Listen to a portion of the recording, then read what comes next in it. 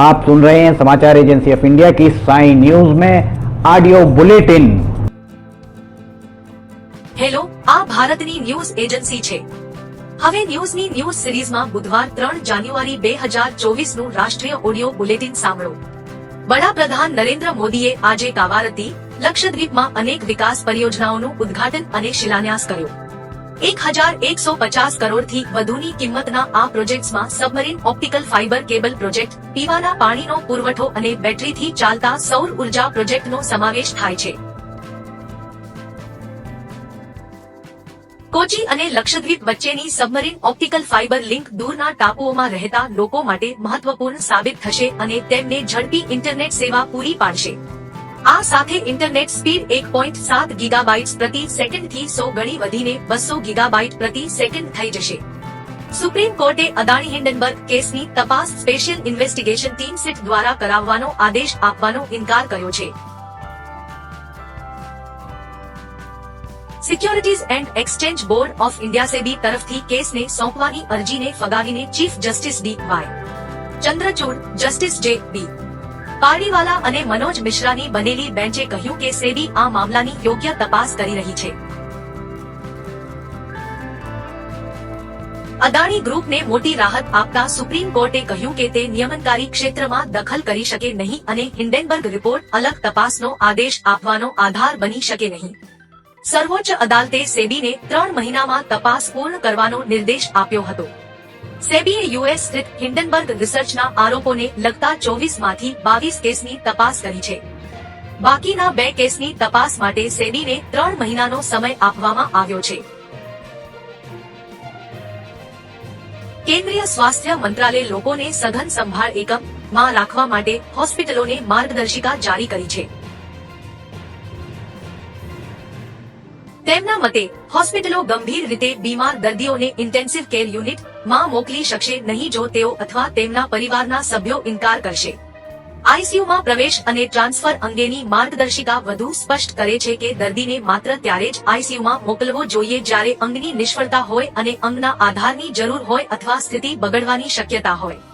આ માર્ગદર્શિકા દુબઈ અને કેનેડાના નિષ્ણાતો સહિત 24 પ્રતિષ્ઠિત ચિકિત્સકો દ્વારા તૈયાર કરવામાં આવી છે। ભારત અને સંયુક્ત આરબ અમીરાત વચ્ચે સંયુક્ત સૈન્ય અભ્યાસ ગઈકાલે રાજસ્થાનના મહાજનમાં શરૂ થયો હતો। ડેઝર્ટ સાયક્લોન નામની આ કવાયત 15 જાન્યુઆરી સુધી ચાલુ રહેશે। બંને દેશોની સૈન્ય ટુકડીઓમાં 45 જવાનો ભાગ લઈ રહ્યા છે। આ કવાયતનો હેતુ સંયુક્ત રાષ્ટ્રના પીસકીપિંગ ઓપરેશન ચાર્ટર અનુસાર રણ અને અર્ધરણ વિસ્તારોમાં પરંપરાગત કામગીરીમાં પરસ્પર સહયોગ વધારવાનો છે। આનાથી પીસકીપિંગ ઓપરેશન દરમિયાન બંને દેશોની સેનાઓ વચ્ચે સહયોગ અને સંકલન વધશે અને પરસ્પર વિશ્વાસ અને મિત્રતા મજબૂત થશે। વડાપ્રધાન નરેન્દ્ર મોદીએ તેમની સોશિયલ મીડિયા પોસ્ટ પર શ્રી રામ લલ્લાના સ્વાગત માટે ગાયેલું સ્વાતિ મિશ્રાનું ભજન શેર કર્યું છે। શ્રી મોદીએ કહ્યું કે આ ભજન મંત્રમુગ્ધ કરે છે। આ ભારતની ન્યૂઝ એજન્સી છે। તમે ન્યૂઝની સમાચાર શ્રેણીમાં બુધવાર 3 જાન્યુઆરી 2024 નું રાષ્ટ્રીય ઓડિયો બુલેટિન સાંભળી રહ્યા છો। અયોધ્યામાં રામ લલ્લાના અભિષેક પહેલા કોંગ્રેસ નેતા બીકે હરિપ્રસાદનું એક વિવાદિત નિવેદન સામે આવ્યું છે। કર્ણાટક કોંગ્રેસના નેતા બીકે હરિપ્રસાદે કહ્યું કે રાજ્યમાં ગોધરા જેવા રમખાણો થઈ શકે છે। આ સિવાય તેમણે કેન્દ્ર સરકાર પાસે અયોધ્યા જતા લોકોને સુરક્ષા આપવાની માંગ કરી છે। તેમણે રામલાના જીવન અભિષેકને રાજકીય ઘટના ગણાવી હતી। કોંગ્રેસ નેતાએ કહ્યું કે લોકોના જાનમાલની રક્ષા કરવી સરકારની ફરજ છે। 22 જાન્યુઆરીએ અયોધ્યામાં રામ મંદિરમાં યોજાનાર કાર્યક્રમ દરમિયાન કર્ણાટકમાં ગોધરા જેવા રમખાણો થઈ શકે છે। તેમણે કર્ણાટકની સિદ્ધારમૈયા સરકારને કહ્યું કે તેને સતર્ક રહેવું જોઈએ કારણ કે 2002માં ગુજરાતમાં આવા જ એક કાર્યક્રમ દરમિયાન ગોધરામાં કાર સેવકોને જીવતા સળગાવી દેવામાં આવ્યા હતા। કોંગ્રેસના નેતાના આ નિવેદન પર વિવાદ થશે તે નિશ્ચિત છે। વાસ્તવમાં કર્ણાટકમાં હિન્દુ કાર્યકર્તા શ્રીકાંત પૂજારીની ધરપકડને લઈને પહેલેથી જ હોબાળો મચી ગયો છે। હુબલીમાં 1992 ના રમખાણોના સંબંધમાં શુક્રવારે કર્ણાટક પોલીસે 60 વર્ષીય પૂજારીની ધરપકડ કરી હતી।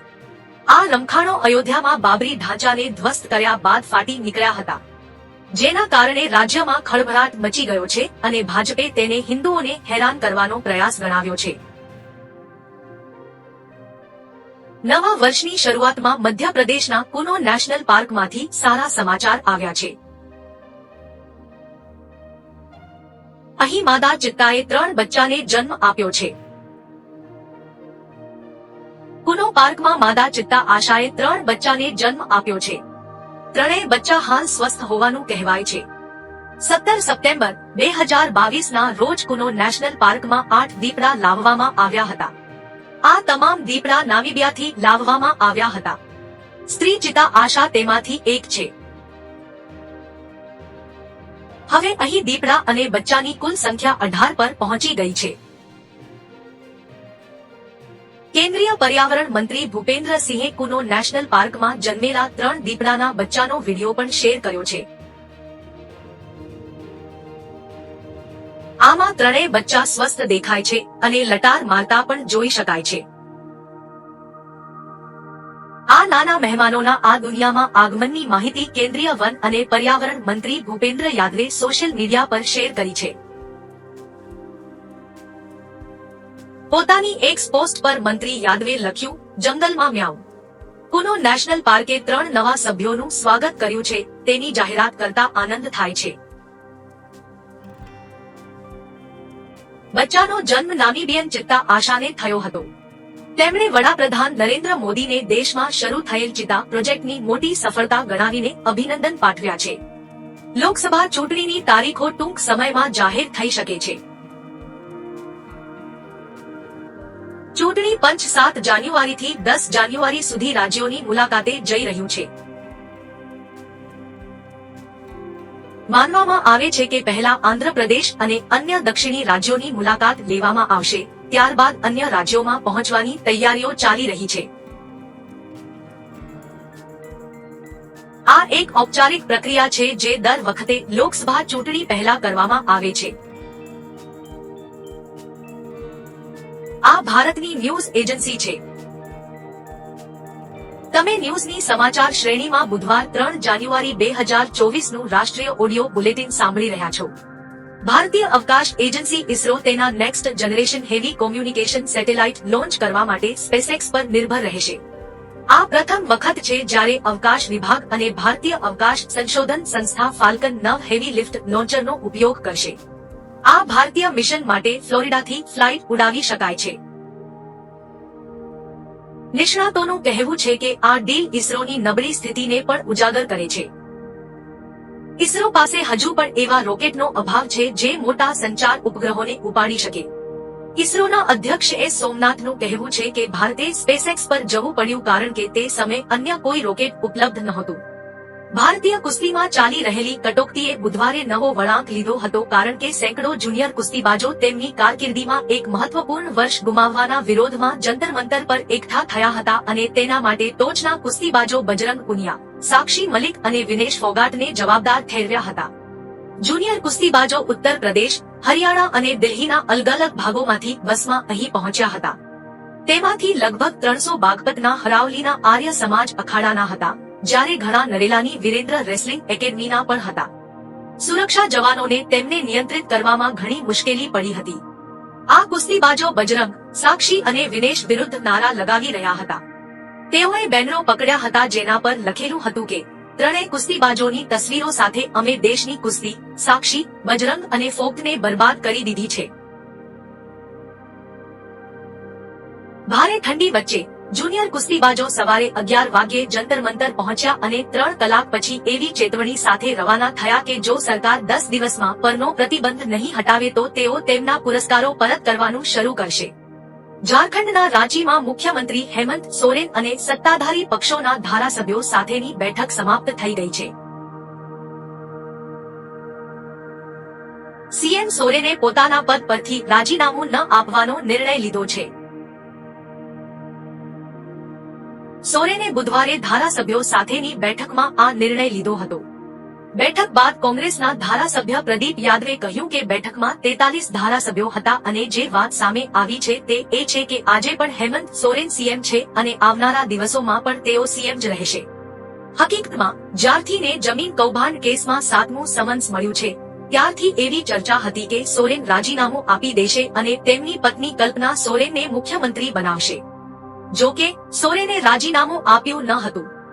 સોરેને વર્ષ 2019માં મુખ્યમંત્રી તરીકે શપથ લીધા હતા. ધારાસભ્યો સાથેની બેઠક પહેલા સોરેને કહ્યું હતું કે મારી પત્ની વિધાનસભાની ચૂંટણી લડે તેવી સંભાવના ભાજપની કલ્પના છે. તેમણે વધુમાં કહ્યું હતું કે હું મારી પત્નીને સત્તા સોંપીશ તેવી ખોટી વાતો ભાજપ રજૂ કરી રહી છે. આ ભારતની ન્યૂઝ એજન્સી છે. તમે ન્યૂઝની સમાચાર શ્રેણીમાં બુધવાર 3 જાન્યુઆરી 2024નું રાષ્ટ્રીય ઓડિયો બુલેટિન સાંભળી રહ્યા છો. હિટ એન્ડ રન કેસને લઈને નવા કાયદાનો વિરોધ કરી રહેલા ટ્રક ડ્રાઈવરો હવે કામ પર પાછા ફરવા લાગ્યા છે. ટ્રક ડ્રાઈવરોના સંગઠન all India motor transport congress એમ્ટ એ બુધવાર 3 જાન્યુઆરીએ જણાવ્યું હતું કે કડક કાયદાનો વિરોધ કરી રહેલા ડ્રાઈવરો કામ પર પાછા ફર્યા બાદ 1-2 દિવસમાં સ્થિતિ સામાન્ય થઈ જશે. એઆઈએમટીસીના પ્રતિનિધિઓ હિટ એન્ડ રન કેસ માટે કડક જોગવાઈઓ અંગે કેન્દ્રીય ગૃહ સચિવ અજય ભલ્લાને મળ્યા હતા. ના જનરલ સેક્રેટરી એન.કે. ગુપ્તાએ કહ્યું કે અમે હડતાળનું આહવાન કર્યું નથી. હડતાળ કરનારા ટ્રક ચાલકો હવે કામ પર પાછા ફર્યા છે. સામાન્ય કામગીરી 1-2 દિવસમાં પુનઃસ્થાપિત કરવામાં આવશે. દિલ્હીમાં ચાલી રહેલી કોલ્ડવેવને કારણે બુધવારે આખો દિવસ ઠંડી રહી હતી. બપોર બાદ થોડો સમય આછો તડકો રહ્યો હતો પરંતુ ઠંડા પવનોની તેની કોઈ અસર થઈ ન હતી. બુધવારે દિલ્હીનું મહત્તમ તાપમાન સામાન્ય કરતા 4 ડિગ્રી ઓછું હતું. બુધવારે મહત્તમ તાપમાન 15.6 ડિગ્રી નોંધાયું હતું જે મંગળવારે 17.2 ડિગ્રી હતું. હવામાન વિભાગનું માનવું છે કે ગુરુવારે પણ શીત લહેર ચાલુ રહેશે અને દિલ્હીનું મહત્તમ તાપમાન 16 થી 17 ડિગ્રીની વચ્ચે રહેશે. 9 મીટર જાન્યુઆરીએ અમુક જગ્યાએ ઝરમર વરસાદ પડી શકે છે. હવામાન વિભાગના સૂત્રોએ ન્યૂઝ એજન્સી ઓફ ઇન્ડિયાને જણાવ્યું કે દિલ્હીમાં ઉત્તર પશ્ચિમ દિશામાંથી ઠંડા પવનો આવી રહ્યા છે જેના કારણે શીત લહેર ચાલી રહી છે. બુધવારે સવારથી વાતાવરણમાં ભારે ઠંડક પ્રસરી હતી. સવારે 11:30 વાગ્યા બાદ આછો તડકો થયો હતો પરંતુ ઠંડા પવનોની તેની કોઈ અસર થઈ ન હતી. થોડા સમય પછી આ તડકો પણ ગયો. રાજધાનીના વિવિધ વિસ્તારોમાં દિવસભર ઠંડા પવનો ફૂંકાતા રહ્યા હતા અને લોકો ધ્રુજી ઉઠ્યા હતા. બુધવારે દિલ્હીમાં પવનની ગતિ 4 થી 10 કિલોમીટર પ્રતિ કલાકની હતી. નિષ્ણાતોનું માનવું છે કે ગુરુવારે પણ દિલ્હીમાં ઠંડીનું મોજું ચાલુ રહેશે અને આગામી થોડા દિવસો સુધી ઠંડી દિલ્હીવાસીઓને પરેશાન કરી શકે છે. તે જ સમયે દેશભરના ઘણા રાજ્યોમાં શીત લહેર અટકવાના સંકેતો દેખાઈ રહ્યા નથી. દરમિયાન કાશ્મીરમાં ધુમ્મસની ગાઢ ચાદર દેખાય છે જેને પૃથ્વી પરનું સ્વર્ગ કહેવામાં આવે છે. કાશ્મીરમાં ગાઢ ધુમ્મસને કારણે વિઝિબિલિટી ઘટી ગઈ છે જેના કારણે કાશ્મીરના મેદાની વિસ્તારોમાં પ્રવાસીઓ અને પ્રવાસીઓને ઘણી મુશ્કેલી પડી રહી છે. બુધવારે કાશ્મીરમાં તાપમાન -7 ડિગ્રી સેલ્સિયસ નોંધાયું હતું. આ દરમિયાન ખીણમાં બર્ફીલા પવનો પણ ફૂંકાયા હતા. સૂત્રોના જણાવ્યા અનુસાર 10 જાન્યુઆરી સુધી કાશ્મીરના હવામાનમાં વધુ ફેરફાર નહીં થાય. કાશ્મીરમાં 4 અને 5 જાન્યુઆરીએ મેદાની વિસ્તારોમાં હવામાન શુષ્ક રહેશે જ્યારે ઉચ્ચ વિસ્તારોમાં હળવી હિમવર્ષા થવાની સંભાવના છે. તમે ભારતની ન્યૂઝની ન્યૂઝ એજન્સીની ન્યૂઝ સિરીઝમાં બુધવાર 3 જાન્યુઆરી 2024નું નેશનલ ઓડિયો બુલેટિન સાંભળી રહ્યા હતા. ગુરુવાર 4 જાન્યુઆરી 2024ના રોજ અમે ફરી એકવાર ઓડિયો બુલેટિન સાથે હાજર રહીશું. આ સાથે દરરોજ સવારે 7 વાગ્યે ન્યૂઝમાં સળગતા વિષયો પર લિમિટીઝ ફાનસ જોવાનું ભૂલશો નહીં. જો તમને આ ઓડિયો બુલેટિન ગમ્યા હોય તો તમારે લાઇક, શેર અને સબસ્ક્રાઇબ કરવું જ જોઈએ. ચાલો હવે તમારી પરવાનગી લઈએ. જય હિન્દ.